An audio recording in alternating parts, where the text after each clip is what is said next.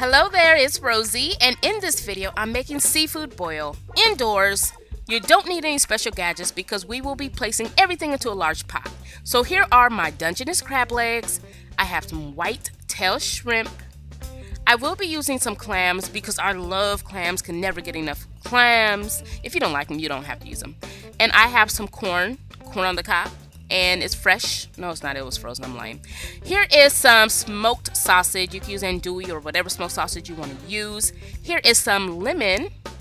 I will be using a whole stick of butter. Yes, it's necessary. It's salted, by the way. Here are my seasonings. I have Old Bay. I have some red pepper flakes and some parsley flakes. I will be using a couple bay leaves. And my potatoes are yellow. I know they're traditionally red, but these were on sale, so honey, I grabbed them. So let's start off with our butter. I'm going to place my butter in a pot. I'm going to turn my heat up to high, and now I'm going to start pouring in some water. And I'm using about 6 to 8 cups of water. Now I'm going to start adding in some minced garlic and some sliced onion. And followed by that, it's time to start adding in our lemon. Now, we're making everything from scratch. You do not need any of that store-bought, jarred up, whatever type of boil. We're making everything from scratch. Sprinkle in those seasonings. And now we're going to toss in those bay leaves.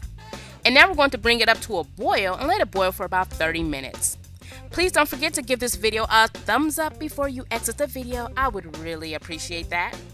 And after everything's been boiling for 30 minutes, I mean, look at that boil. We made that. We didn't put any store-bought stuff. We made that. Now add in some smoked sausage, and followed by the smoked sausage, we're going to add in our sliced potatoes. And let the potatoes cook for about 15 minutes before adding in the next ingredient, and that ingredient will be our corn. After the corn has been placed in there, we are going to sample this. Now sample that boil, make sure it's up to your likings. If not, add in some more seasonings. Now mine was up to my likings, of course, so I'm going to start adding in my crab legs. And make sure those crab legs are well immersed into that boil because the boil is what seasons everything. So let those crab legs cook, and now we're going to work on our clams. Now we're not going to place the clams directly in the pot, otherwise you will boil those clams away. So we're going to steam them or do a little shallow boil. And as you see, mine is right on top of the boil. Now once the clams open, that means they're done, so you can remove them. Now if you have some little stubborn little suckers in there that don't open, get rid of them. That means it's a bad clam. Okay, so we're pretty much done. The last thing we need to do is add in our shrimp. Now shrimp only takes about 3 minutes to cook. So what you're going to do is just toss that shrimp in, turn the heat off completely, stir everything around, and let it sit for about 3 minutes, and you, my dear, have a pot of boil ready to go. Now, traditionally, they like to serve this on newspaper, so I'll just stick to that tradition. I just lined the platter with some newspaper. I don't have a table full of newspaper and I just dumped it all on there. That's not going to happen here. So for my clams, I'm going to place those back into the pot, or should I say into the pot, because we didn't have these in the pot at first.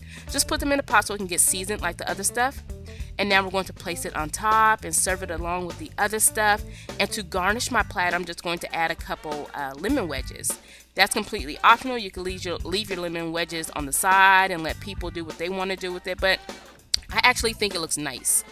So after I add my lemon wedges, I will be adding or sprinkling on some parsley flakes. You all know I love parsley and my smoked paprika, but the smoked paprika had to take a break in this one.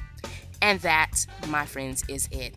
Thanks for watching. Please subscribe. And coming up next, I'm going to show you how I make my version of shrimp and grits. So stay tuned.